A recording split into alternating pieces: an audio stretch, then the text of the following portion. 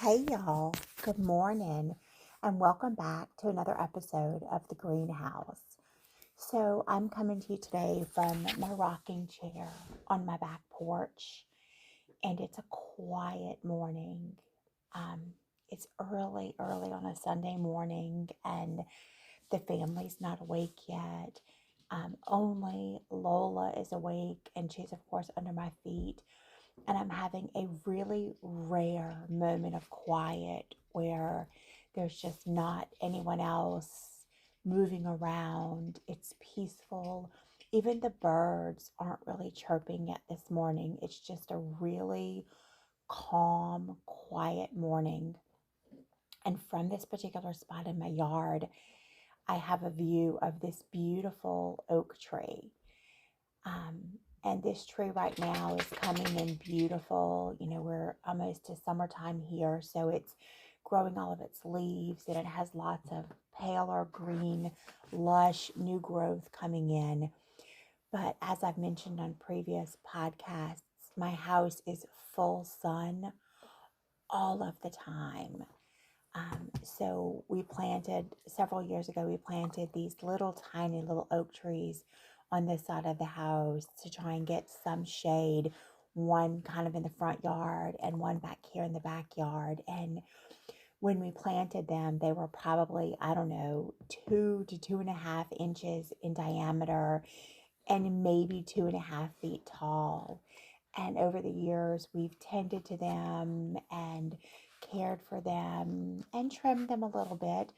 And now they're probably 18 to 20 feet tall and 12 to 18 inches in diameter. And they both have this beautiful, beautiful canopy on them.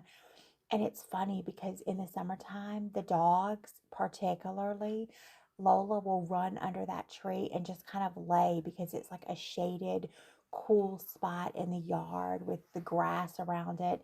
And it's kind of one of her favorite places to just kind of run and play. Um, but these trees, they've grown.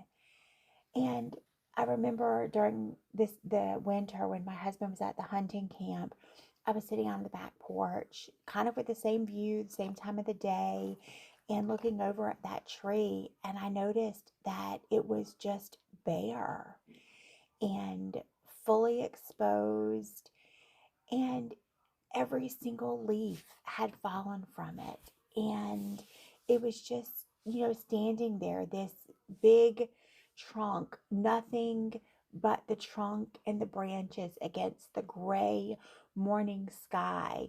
And I couldn't help but think that someone who doesn't know better or understand the season of that tree, they would think that that tree, well, that it was dead, that it was done, that there was nothing there, and that maybe we needed to remove it before it caused any damage. But that isn't exactly true because that tree, it was doing exactly what it's been designed to do. Because shedding its leaves during this season wasn't hurting the tree. In fact, it was protecting it. It was conserving energy for winter. It was allowing time to strengthen its roots and grab hold of additional nourishment. It was preparing for whatever cold or icy weather was coming so that when spring arrived again, just like it always does, it would have this brilliant new green growth and an even wider canopy than before. Just like I'm looking at it now, it was preparing for that breakthrough, for that bloom. That tree, it wasn't in crisis, it was in season. And I think that so many of us look at the bare moments in our own lives. I know that I do it. The quiet seasons, the in between stages, the times where maybe we're not visibly blooming. And we think or we decide that we're broken, we're behind, we're not measuring up, or that something's wrong. But what if, just imagine, what if during that season, we're doing exactly what we're supposed to do. You see, here's what social media does. It shows you everyone's springtime, the green canopy, the full bloom, the beautiful, the bright. What it doesn't show you is that bare oak tree in the middle of the winter, working quietly, digging its roots in deeper, conserving energy, preparing, and doing the invisible work of becoming. And when we scroll and we scroll and we scroll and we sit back and we're comparing our bare branches to everyone else's green leaves, we suddenly decide that we're failing. And my life, if I'm being completely honest with you, most of the time it's held together with glitter and glue and duct tape. And most of the time, I wouldn't have it any other way. But you'd never know from a highlight reel. You don't see what's genuinely holding things together. Instead, I'm genuinely trying to stop hiding the duct tape, because every single one of us has it. And my willingness to show you mine might just give you permission to stop hiding yours, or at the very least, know that you're not alone. We all have something in our lives right now that's in that in-between stage.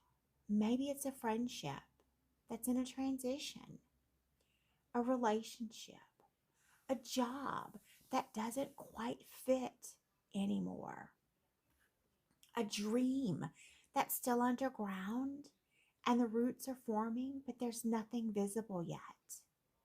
A version of yourself that's becoming slowly, quietly, and in ways you can't even see yet.